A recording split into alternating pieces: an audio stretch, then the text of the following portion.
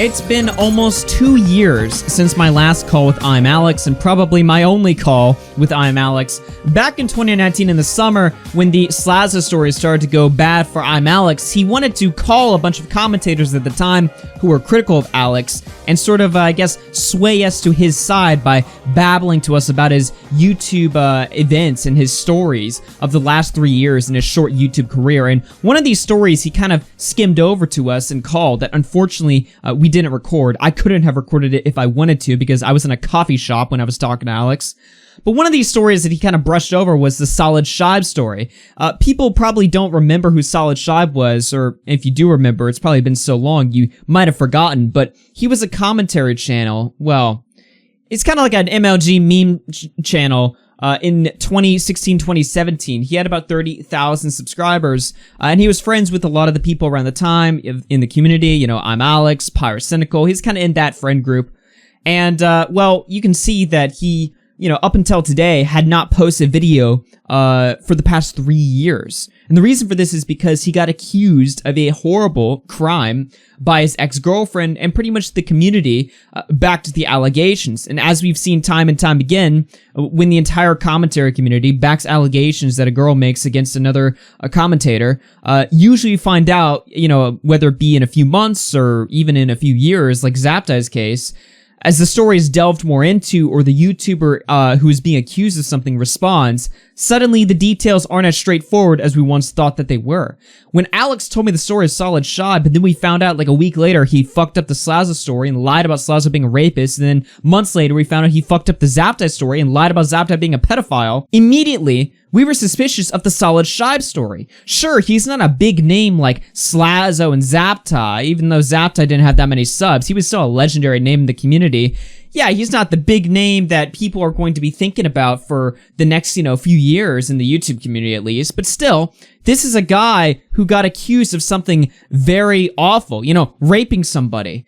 Was the story as straightforward as ImAllexx's presented it, or was there more nuance to the story that sort of painted a different picture? Well, like you saw before, he's back. 4 hours ago, he released a statement talking about the allegations that came out against him. And what we're gonna do is we're gonna read the allegations, then we're gonna watch his response, and then we're gonna see what ImAllexx's had to tell us, me and Nick, back 2 years ago. A lesser known tale, but still an important example of the awful shit that ImAllexx's has done in his career, especially when it comes to false allegations. I can't believe I never saw this, but just a little over a month ago, SolidShibe's ex-girlfriend came out with allegations against SolidShibe, and these allegations obviously have been known for a while, but she sort of compiled this into a twitlonger just a few days before Christmas of last year.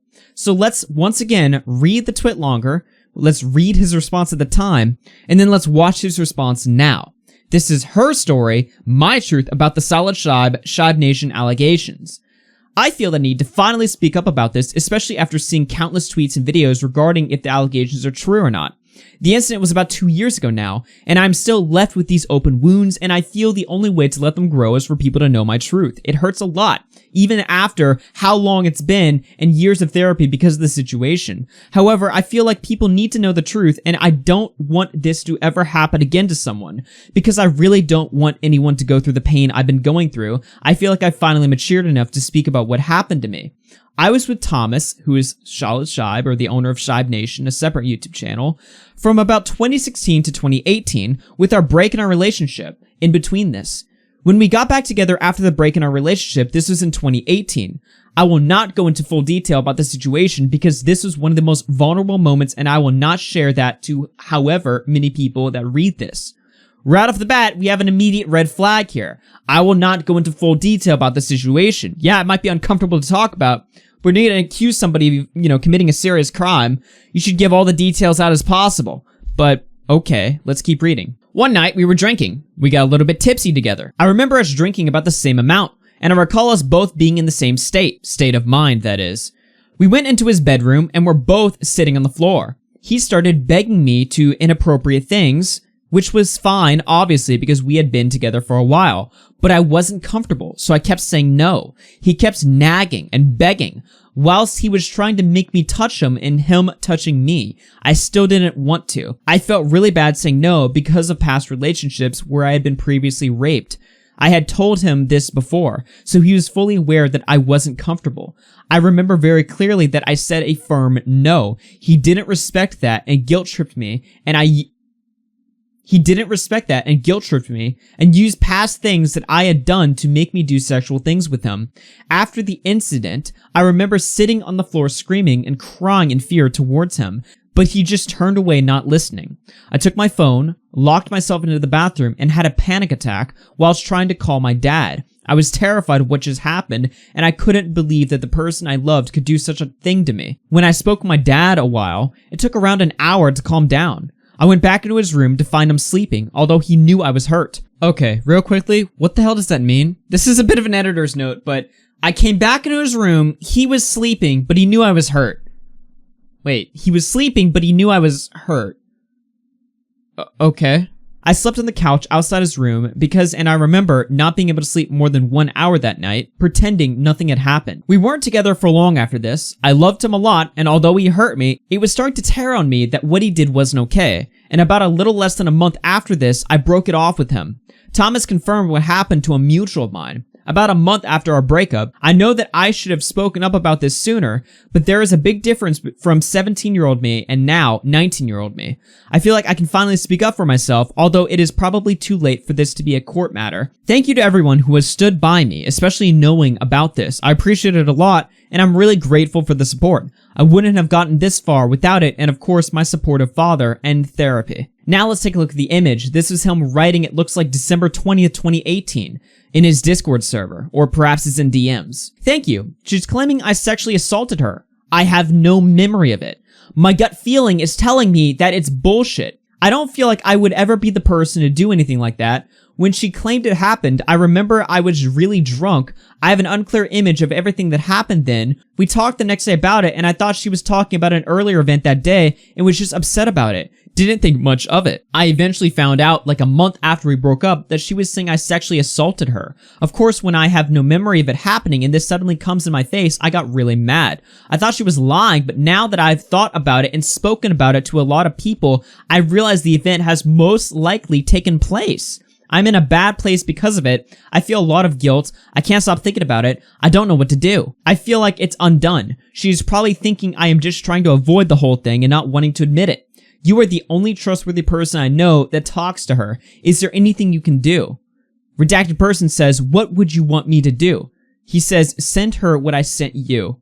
Now real quickly, let's break this down here. Okay, so initially he says, I have no memory of it. My gut feeling is telling me that it's bullshit.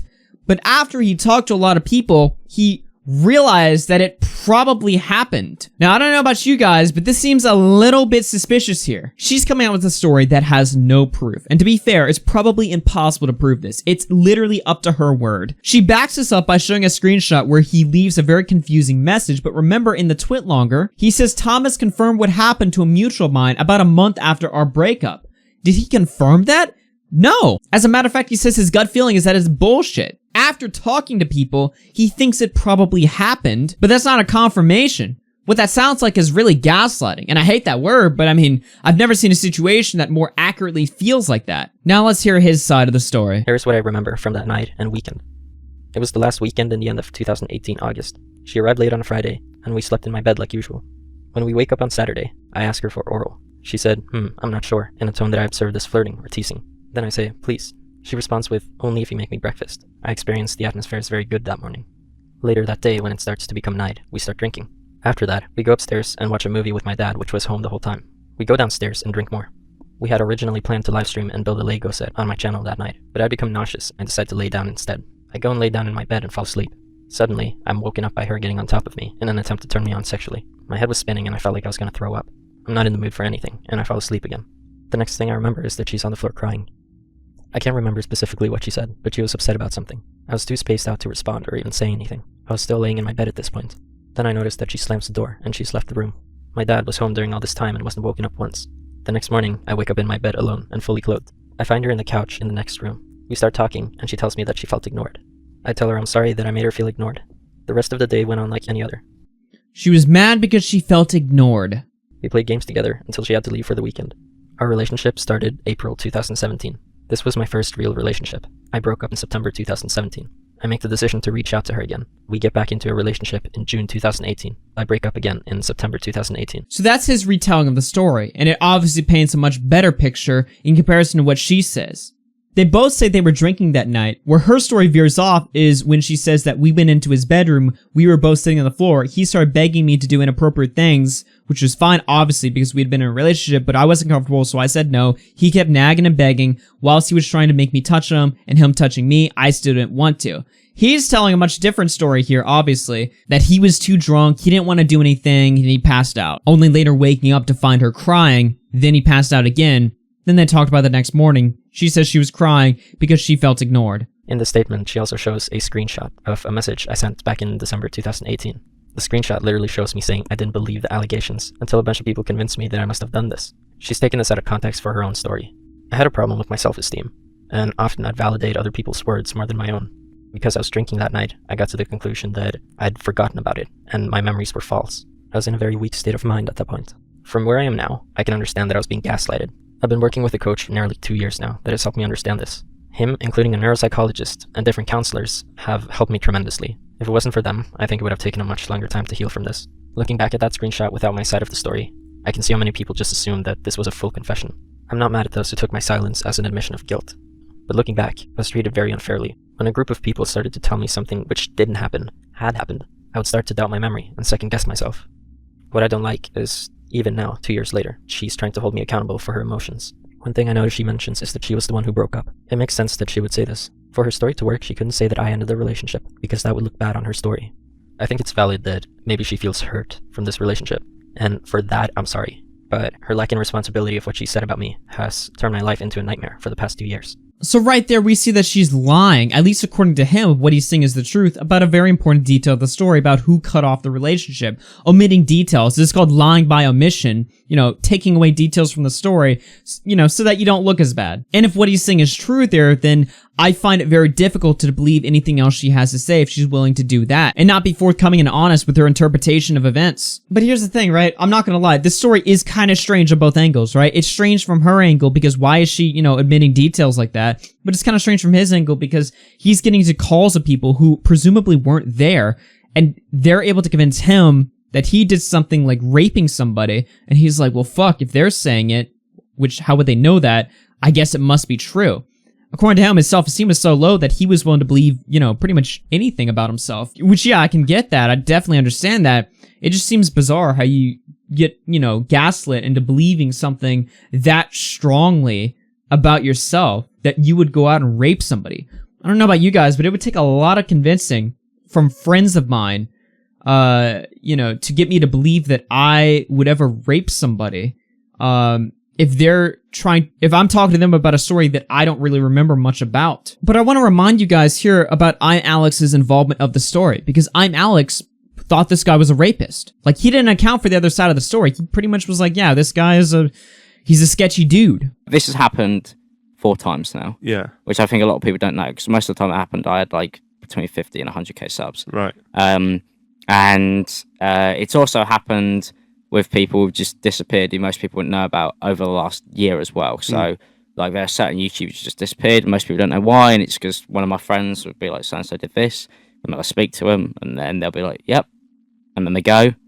So, like, it's been this thing now. I was talking to Fraser about it the other day. We were like, this is like a reoccurring theme in our group of friends. Happens like 2 to 3 times a year. Yeah. For the last 3 years. That's mental. Yeah. It should not be like that. What are you saying, that people get accused of being rapists or paedophiles, or just like being generally just like fucked. When you hear your friend's been accused of something, what is the natural response? Well, the natural response would be to go to that friend and ask some questions and gather context about the story to figure out what the fuck is going on. I mentioned that Discord call earlier that me and Nick had with ImAllexx. Keep in mind, this is not a call that me, Nick, and ImAllexx had. This is a call that I had with Alex at one moment, and Nick had with Alex another moment, because at the time, Alex was calling all of us up, trying to make sure that we were on his side of events. However, in both of our calls, it seems like they were very similar, because he talked about the SolidShibe story to us.